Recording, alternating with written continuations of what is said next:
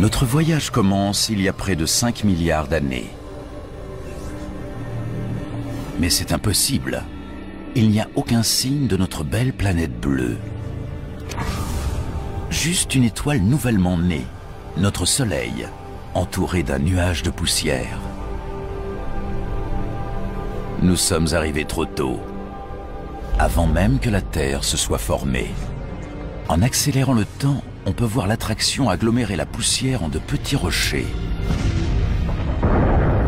Il semble presque impossible que quelque chose d'aussi complexe qu'une planète ne soit fait que de poussière et de roches.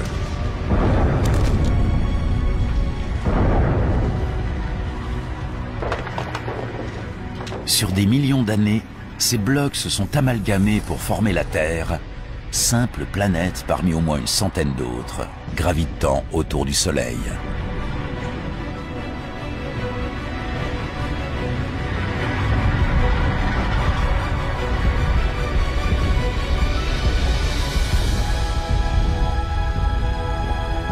Mais il y a 4 540 000 000 d'années, le globe terrestre était un véritable enfer. La température dépasse alors les 1200 degrés. Il n'y a pas d'air, juste du dioxyde de carbone, de l'azote et de la vapeur d'eau. La Terre est une boule de roche en fusion. Il n'y a pratiquement aucune surface solide, juste un océan de lave à perte de vue.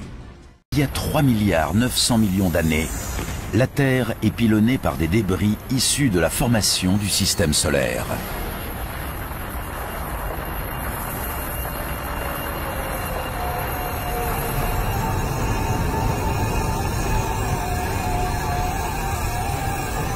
Ces étranges cristaux à l'intérieur des météorites ressemblent à des grains de sel.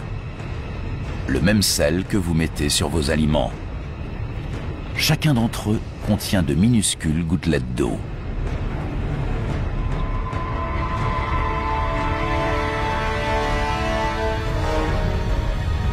Ces projectiles pourraient en fait contenir l'ingrédient essentiel pour l'apparition de la vie sur Terre. Chaque météorite ne renferme qu'une infime quantité d'eau. Mais comme le bombardement dure plus de 20 millions d'années, des flaques finissent par se former. L'eau s'accumule sur le sol. Le noyau de la Terre est toujours en fusion, mais la température à sa surface a refroidi. Et 70 ou 80 degrés, c'est suffisant pour la formation d'une croûte. Cette eau est peut-être celle que nous buvons aujourd'hui.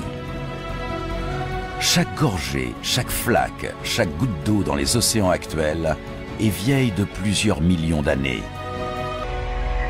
700 millions d'années après la naissance de notre planète, sa surface est couverte d'eau. Mais pas seulement d'eau. Il y a autre chose. De minuscules îlots qu'on pourrait croire surgis de nulle part.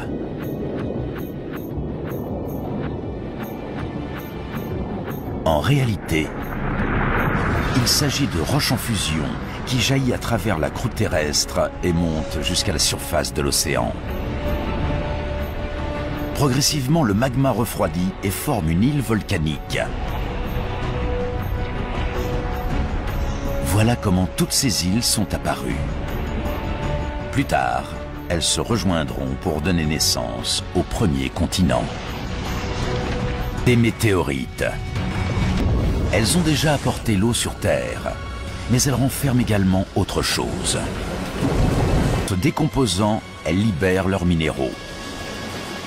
Du carbone et des protéines primitives, les aminoacides, tombent ainsi au fond de l'océan.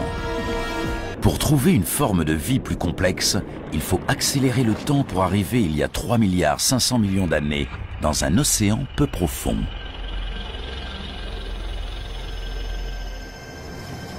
Ces structures ressemblent à des rochers, ou même à des plantes.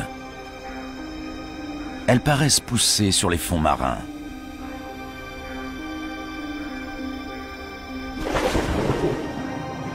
Chacune d'elles est une montagne de bactéries vivantes, une colonie qu'on appelle un stromatolite.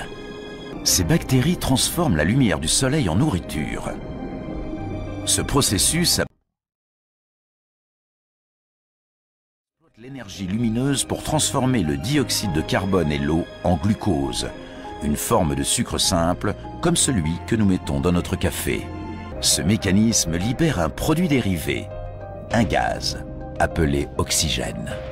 Lentement, les stromatolites remplissent les océans d'oxygène. Au-dessus de l'eau, l'oxygène modifie profondément l'atmosphère. Les stromatolites sont en train de produire l'élément le plus important pour la vie sur Terre. Sans eux, pratiquement aucun être vivant n'existerait. Aujourd'hui, lorsque nous respirons, c'est grâce à ces colonies de bactéries. Au cours des 2 milliards d'années qui suivent, le taux d'oxygène continue à augmenter.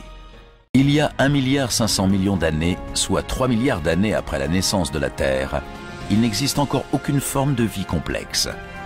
Pas de plantes, pas de dinosaures, pas d'êtres humains.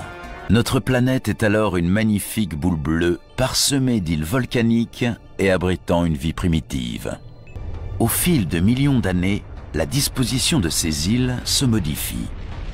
Les stromatolites rejettent de l'oxygène dans l'atmosphère depuis plus de 2 milliards d'années. Pour trouver la vie, il faut continuer à avancer dans le temps. Nous sommes il y a 540 millions d'années. Dans ces eaux gorgées d'oxygène, les bactéries primitives ont évolué. Il y a des plantes partout. Et autre chose. Cette sorte de mollusque pourvu d'une carapace s'appelle Vivaxia. Il fait partie d'une nouvelle génération d'organismes multicellulaires complexes. L'océan abrite une vie marine foisonnante, allant de bactéries microscopiques à un monstre comme celui-ci. Voici à présent un groupe de Picaya. Il ne mesure que 5 cm de long environ, mais possède ce qui est peut-être la toute première épine dorsale. Sur des millions d'années, cette structure simple va évoluer pour donner la colonne vertébrale qui nous permet de nous tenir debout.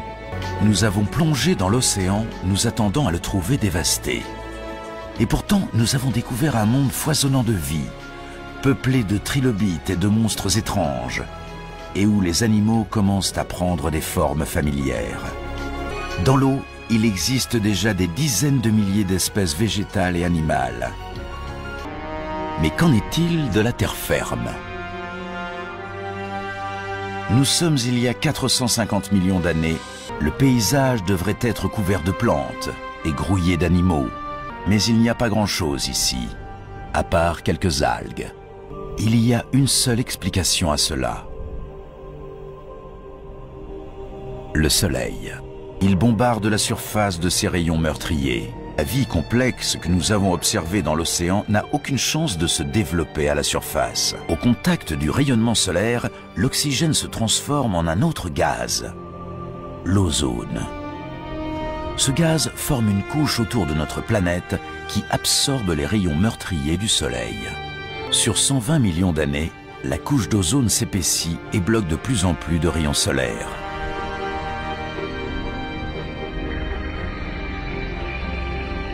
Sans elle, la vie à la surface de la Terre serait tout simplement impossible.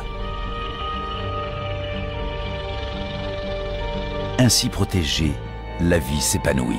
Les petites étendues de mousse sont les premières plantes terrestres. Elles émettent encore plus d'oxygène, dont le taux grimpe en flèche. Nous voici il y a 375 millions d'années. Il y a quelque chose là-bas, dans l'eau. Quelque chose qui bouge, qui nage.